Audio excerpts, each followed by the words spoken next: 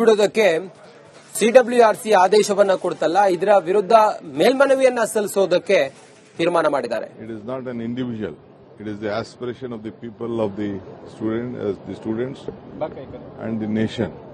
That is important. But they are saying that the leader of opposition, Rahul Gandhi, is using abusing language against the leaders.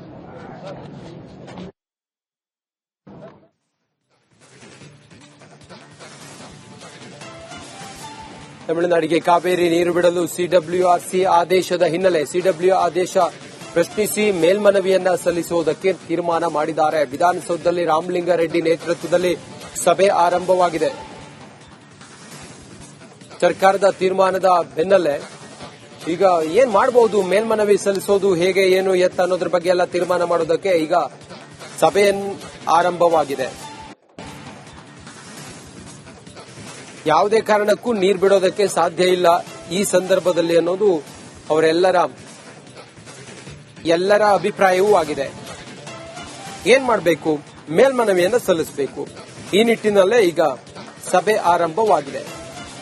Ramalinga Reddy ಅವರ ನೇತೃತ್ವದಲ್ಲಿ ವಿಧಾನಸೌಧದಲ್ಲಿ ಸಭೆ ನಡೀತಾ ಇದೆ.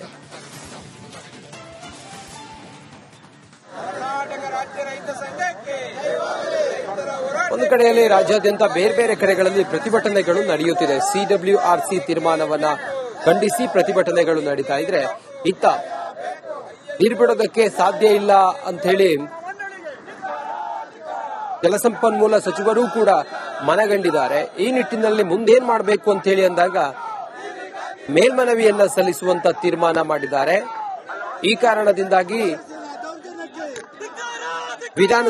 ವಿಧಾನಸೌಧದಲ್ಲಿ ಈಗ ಸಭೆ ಆರಂಭವಾಗಿದೆ. ಎಕ್ಸ್ಪರ್ಟ್ಗಳಿಂದ ಅಭಿಪ್ರಾಯವನ್ನ ಪಡೆದುಕೊಂಡು ಮುಂದೇನ್ ಮಾಡಬೇಕು ಅನ್ನೋದ್ರ ಬಗ್ಗೆ ತೀರ್ಮಾನವನ್ನು ಮಾಡ್ತಾರೆ. ವಿಧಾನಸೌಧದಲ್ಲಿ ಜಲಸಂಪನ್ಮೂಲ ಸಚಿವ ರಾಮಲಿಂಗಾರೆಡ್ಡಿ ಅವರ ನೇತೃತ್ವದಲ್ಲಿ ಸಭೆ ಆರಂಭವಾಗಿದೆ.